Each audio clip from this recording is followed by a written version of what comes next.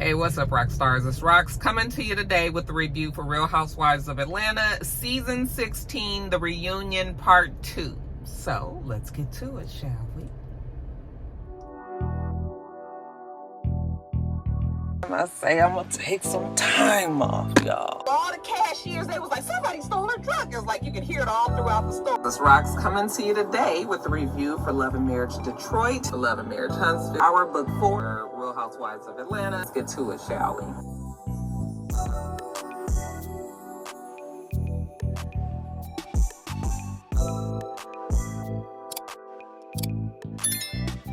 All right, you guys, so the show starts where it ended last week, which was when Angela was confronting Fedra about her knowing Junebug and Marcus and them trying to sabotage her marriage. Again, I told you guys last week, I hate that Angela is making such a point out of this because the whole story just sounds ridiculous, okay? But I know that Angela believes it. She even believes that it's strange that Porsha is supporting Fedra so tough. And Porsha was just like, it's because the story just sounds crazy, girl. Don't nobody believe this story that Junebug then came and all of this, you know. Angela's whole point is that Fedra knows these people. Even though Fedra may know these people, I know that Phaedra's saying at the time that she don't know who they are, but then Angela told us in the Carlos interview that Fedra did eventually call her and tell her that she did end up remembering those people. I still don't think that that's strong enough of a point to support what Angela is trying to say, you know? Even if she knows who these people are, that still doesn't mean that Fedra did that. I don't see it. I don't believe it. Okay, they're arguing about how Phaedra wants Angela's life and how Angela feels like Phaedra's not in the same rooms that she's in, you know, that they don't know who Phaedra is, and Phaedra wants to be in the same rooms as she is, and Phaedra says she's already in these rooms, and again, none of it matters, and I just wish they'd drop it. Andy says it doesn't make sense either, so he's asking the other ladies what they think. Okay, Drew says that, you know, the man seemed very afraid, you know, but she kind of has like a smirk on her face, and it's kind of hard to read like what Drew's real expression is. But she kind of has like this weird smirk on her face, you know, but she was just like, he was very afraid when he was telling everything, and I guess Drew was trying to say that he seemed very credible. Cynthia said, I mean, it would be very crazy for Phaedra to do something like this. And Kelly was just like, you know, it didn't make any sense to her either. And again, Angela is going on and on about it. And finally, Andy was just like, let's just drop it, because we're not going to get it solved today. We're not getting anywhere with it today. You know, it's just whether or not you believe Angela's story, which I don't believe. So this was kind of the moment when they give Angela all the time to like kind of check everybody on some of the slick things that they said about her during the season. Okay, so we're talking about Angela's age, okay? Because Phaedra said that Angela was the oldest looking young person, you know, that she knew. And so Angela breaks out her birth certificate, and it says that she was born in 1981. I was like, gosh, I graduated from high school in 1988, child. I am really old. What about when Shmia called her nose 1990 nose? You know, she was like, no, actually, it's a 2017 nose. You know, she knows because Charles got it for her. And then they talk about her losing her homes. You know, we already went through that in quite in depth during the season. They talk about her losing her mom, unfortunately, you know, how it was very sudden. And it was sad because her mom wanted to be on the show as well, kind of wanted to talk about her journey with bipolarism. She wasn't able to do any of that, you know, so that was kind of a sad moment for Angela. And then even Angela mentioned that Drew didn't have her back at one point. And I was like, oh, when was that, you know? Drew says, no, she's always had her back. It's just that Drew was going through some things. And then Shmia was just like, hold on. Let me jump in here, because I think it's very strange that you're asking for a pass with the things that you're going through, you know, but when it pertained to me and Porsha, you guys, you know, wasn't giving me that same grace. Cynthia agreed that Drew didn't have Angela's back and all that. You know, Shmia just feels like, you know, nobody gave her the same break that everybody else is asking for. And Drew said that those were lies, that wasn't true. So we got through that segment. I guess that was some of like Angela's part. Moving on to Fedra. So Fedra, why did you leave Married to Medicine? Well, Fedra said because they didn't see her value to be there. You know, she was there. The ladies didn't seem to accept her. She didn't seem to feel like she fit in, you know, so she really wanted to be on Real Housewives of Atlanta. That's basically what it was. That was a stepping stone to get back to where she really wanted to be. And Fedra, what made you decide to try to help Britt out in the car that day and give her that advice about being a housewife? Remember I told you guys that that's the kind of stuff that they need to do off camera, like pull you to the side and be like, hey girl, listen, if you really want to do well on this show, you need to do A, B, C, and D. Okay, well, Porsha confirmed it right there. Porsha was just like, I've never seen any of the housewives do any of that on camera. You know, that's something that they do off camera. I was like, yes, I knew that that's what they do. Okay, get a bitch up to speed. Like, girl, if you really want to make it here, this is how you have to behave. I love when my points are confirmed. Kelly said they all did it for Britt. I said, oh, did you really, Kelly? Even though Britt did say that Kelly talked to her off camera. It's just funny that they talked to her off camera and on camera. That was Britt's problem. Okay, if you talk to me off camera, why are you talking to me on camera about it? And Shmia said again, Britt said a lot about Fedra, a lot about Porsha, and everybody seemed to give Britt that grace, but nobody wants to give me the grace. Like, everybody is mad about the shit that I said, but nobody everybody was trying to give Britt a pass. And so then they started taking it way back into like how Fedra had like issue with Shmia. See, I had forgotten about a lot of this stuff. But apparently, back in the day, I remembered when Fedra was her messiest, you know, when Fedra said that Shmia used to sleep with everybody's husbands. I was like, oh, I forgot that she had said that. So Shmia still had taking some issue with that, even though Shmia was trying to take the higher, you know, the upper road, not the upper road, the higher road, and just trying to say, like, not the upper room, child. But she was trying to take the higher road and trying to act like she had moved on. But everybody was like, no, girl, you ain't moved on. You have not moved on. And it's okay to not have moved on, because that was actually some slick shit to say. Because where did the rumor come from? You can't just be saying shit. And, well, you can just say shit. And that's why Fedra was in the trouble that she was in some seasons ago. You can come up with whatever you want to say, you know. But then you got to deal with the consequences, which Fedra had to deal with too. So Fedra said that she had already apologized to Shmia before, but she's apologizing to her again. Okay, that, you know, that basically Fedra shouldn't have said what the hell she said, and she's, you know, she's sorry. And Shmia actually did accept the apology. So, you know, the ladies are just like, okay, finally, one other argument that has been handled. So let's see, the arguments that we handled so far was Porsha and Drew, okay, and we've handled Shmia and Fedra, okay. So those are two fights that I didn't even realize was that big of a deal. All right. The biggest fight that we need to get handled is Porsha and Shmia. And child, from the looks of the way this season, the way this reunion is going so far, it ain't looking like this is going to be a friendship that does get handled, at least not in a good way. After that segment, you know, Andy tells them that they're going to take a 45-minute break.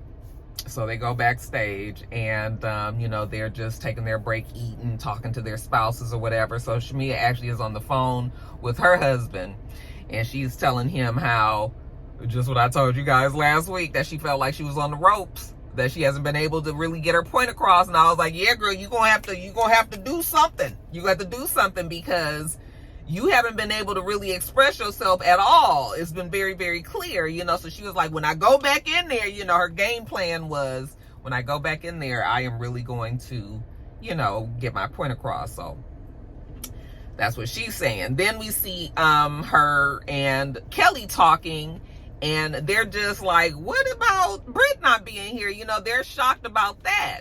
You know, and then they actually were shocked about the energy that Porsha had. Well, I was actually shocked with the energy that Kelly had towards Porsha. I was like, girl, you kind of came at Porsha real serious. Like, I thought y'all was cool and everything. So Porsha probably was thrown off by what Kelly was doing too, you know. But Kelly seemed to think that she was acting normally. Am I the only one that was thinking that Kelly was the one that was tripping? We also see Angela and Charles, horse playing around in there, and we see Dennis get there, Porsha's baby daddy, the hot dog king, the superintendent, if you will. He also arrives, which is funny to me, considering he was only on like 3 episodes. Maybe about three episodes, and he's going to be at the reunion, child. They really didn't have much to talk about. But wait a minute. We're not ready for the men just yet. After they finish their break, they all come back. They're all seated, and Andy tells them what both Britt and Kenya has tweeted. First, Kenya tweets, how she has taken full accountability for what she did. She apologizes to everybody, involved, including Britt, and she cannot wait to start working with Real Housewives Atlanta again. Okay? And then he read Britt's tweet, talking about how she finally saw the video and she now knows that video is not her and she is not returning. She is not coming to the reunion. So now what do you guys think about that? Well, Kelly and Shmia were like kind of shocked because they were like, we know that she was fine afterwards. Like, we went out after that happened and she was fine. She was laughing and everything. But by the time she came back to the show, from when they were taping, I'm assuming, that's when we found out that she actually was starting to act like she was devastated. I was like, well, yeah, that's because of all of the social media storm that happened. It probably didn't seem like that much of a big deal until it got to social media, and then we blew it all up, and then, of course, her reaction was going to be different because now millions of people are weighing in on it. They asked Cynthia, why was it that you were so upset with Kenya, about what happened? And Cynthia was just like, listen, I am always going to be about what's right and what's wrong. It's not about being team Kenya or team Britt. It's about team right and team wrong. Okay. And what Kenya did in Cynthia's eyes was wrong. Porsha, what about you? Porsha said that she was upset about what happened. Actually, she was mad at Kenya for doing what she did because I'm sure Porsha probably felt like Kenya fucked up the show too. Like, Porsha's storyline got messed up, but maybe Porsha was still going to rely on being able to have some sort of friendship with Kenya. Okay, because that still could have been something pretty big they could have explored considering their past, their history. But they didn't get to do that either. So, Porsha was just like, I was mad at her too. Like, girl, why did you do that? We all were mad. It was like, I still don't understand. Like, Kenya where was her mind at? Child, it just didn't went so far. But what was interesting to me, now remember last week when Drew said that she found out that, she said that Britt was supposed to be suing her as well. And I was like, maybe she's thinking that Drew gave Kenya some information. Well, turns out that that's exactly what they're saying. Porsha was just like, I had talked to Kenya and she said, they had said that, she had got some information from a castmate on the show. Porsha was talking in circles and Shmia was like, okay, just who was it? And then she said Drew. And so then Drew started smiling, that same smirk that she likes to smile. And of course she's denying that she did that. But I was just like, oh, now this is interesting. But I do remember talking to you guys about, what was it? Drew is a cousin of Britt or something like that, or there's some sort of link with Drew and Britt. She knows one of her cousins or something like that, and I guess that's where they're trying to say that Drew is linked into this whole mess. Actually, I don't even know if Drew did deny it. Drew just kind of tiptoed around it and said she didn't like her name being thrown in mess.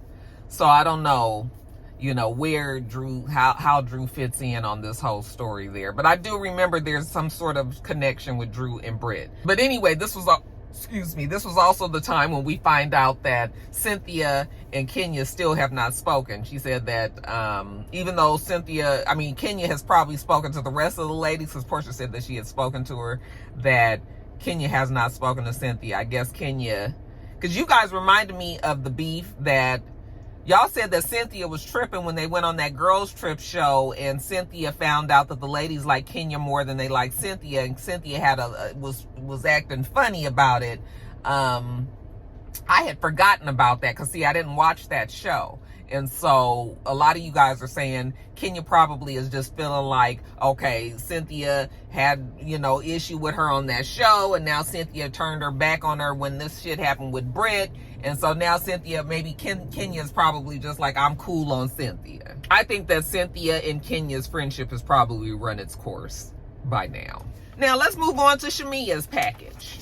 Of course, we know that Shmia was upset about Britt questioning the validity of her motherhood and all of that, you know, because Shmia, remember when they were having that argument and she asked her, did she see her daughter when she was in Miami and all of that, and then that got Shmia upset.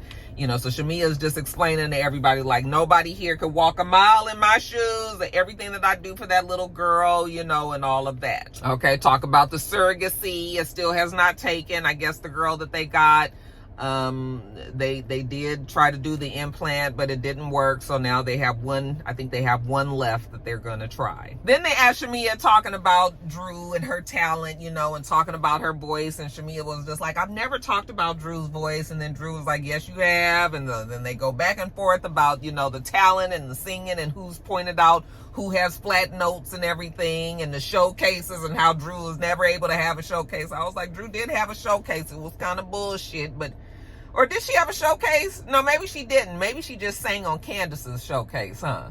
Maybe that's what I'm thinking of. But I thought Drew had something. But anyway, okay. So while they arguing about that, you know, they move on to the fake bag, you know, because Shmia said that Drew lies all the time, even the purse that she had on, about it not being a Judith Lieber bag. You know, she said that it was Judith Lieber, but actually it was from Akira. And it was only $130 something, you know, and she brought it out, and Porsha was just like, Andy, you know what, I'll take the bag. Come on, give me the bag. Shmia was just like, yeah, let's see how the rest of this day goes first, okay? Because Shmia, honey, Shmia ain't doing well.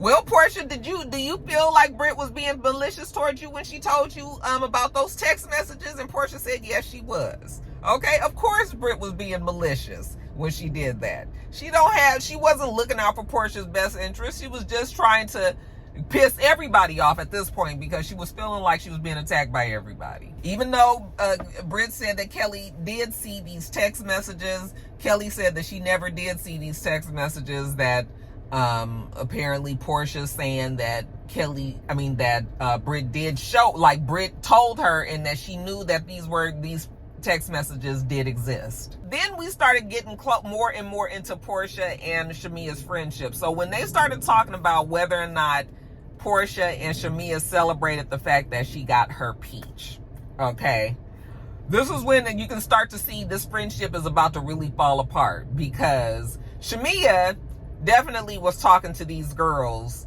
outside of Porsha. I believe that Shmia did finally kind of see this moment as her being able to kind of even outdo Porsha. Okay, she was probably trying to do it slick, but she was hoping that the fans was going to take to her and remember all of that shit that happened around the wedding, which we all do because we've all mentioned it. Okay, but Shmia, I think that just like Porsha said, I think that Shmia was going to use this situation to get the fans to turn on her, just like Porsha said. And